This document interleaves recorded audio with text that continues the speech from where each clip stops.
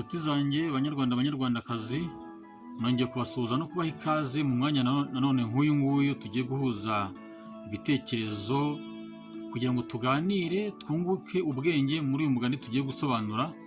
Niyo mpamvu nongeye kukwibutsa gukanda kuri subscribe, gukanda kuri like ndetse no gusharinga bino biganiro niba bigushimishije, ukabisangiza inshuti zawe kugira ngo tuve mu bwiza tujya mu bundi. Rero umugani tugiye gusobanura uyu munsi ni mwiza kandi urimo inyigisho nk'indi yose isanzwe kuko nicyo twiyemeje. Rero uyu munsi ugira uti uvuye guhamba se aza yameze imvi. Imvi ni wa musatsi abakuze baba bafite, kwa kundi uba utangiye kuba umweru ugaragaza ko umuntu nyine akuze. Bakagira bati rero uvuye guhamba se aza yameze imvi. Umwana iyo byose aba azi yuko ise ari we utunze urugo, ari we ubashakira ibibatunga, iterambere ry'urugo mbese aba azi neza ko rishingiye kuri se.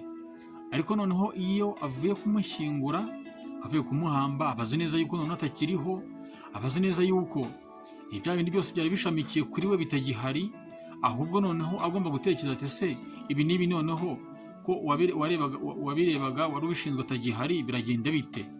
Aho rero niho ahita ahera noneho atangira kumenya ubwenge, akamenya yuko atagomba gukomeza kuba umwana ahubwo agomba kuba mukuru, akamenya ko agomba kuba mu cyimbo cya se, bya bindi se yakoraga byatuma urugo rwabo rutera imbere, akamenya ko noneho nta wundi bireba uretse we, agatangira agakura mu mutwe, iby'ubwana bikamuvamo n'ubutesi, akamenya yuko noneho hageze kugira ngo nawe agaragaze ko yazavamo umugabo w'ejo hazaza, akamenya yuko ubuzima bwe nawe agomba kubugiramo uruhare, nta wundi muntu ugomba kumureberera uretse we.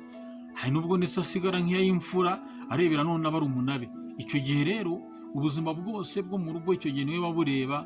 Niyo mpamvu bavuga bati uvuye guhamba se aza yameze imvi, aza yamenye yuko iby'ubwana noneho birangiye, agiye kuba mukuru, za nshingano se yari afite ari buzisigaranye, agiye guhangana n'ubuzima. Bakagira bati rero uvuye guhamba se aza yameze imvi. Rero ubutumwa burimo ni uko tugomba guhora dutekereza yuko ibya none atari byo by'ejo. Tugomba gutekereza yuko niba dufite abaducungira, niba dufite abatureberera, ariko tutazabahorana. Byari bavuga ngo akaryoshye ntigahora mu itama. Hari igihe bihinduka nyine, kandi bigasaba yuko nawe ugaragaza noneho ubushobozi bwawe, ukagaragaza imbaraga zawe, kugira ngo ugaragaze yuko koko ejo hawe hatazasubira inyuma, ahubwo usubira inyuma, ahubwo ujye mbere, kugira ngo rega n'uwo wari ugushinzwe utari ugihari, n'ababibonaga bose ubereke yuko hari icyo wamwigiyeho. Iyo nyigisho tuyitahane rero uyu munsi, kandi tujye tubihuza n'ubuzima bwacu nk'uko nkunze kubabwira. Ntitukabyumve ngo tubisige aho tubyumviye, ahubwo tujye tubihuza n'ubuzima tubamo, ngo turusheho kujya mbere, tuve mu bwiza tujye mu bundi. Ubwo rero ubu butumwa, ubu bwenge bubagirira akamaro, kandi mubuhuze, mubushyire mu buzima bwanyu ngo bateze imbere, turusheho gukora mu by'ubwenge kugira ngo ejo hacu habe heza kurushaho.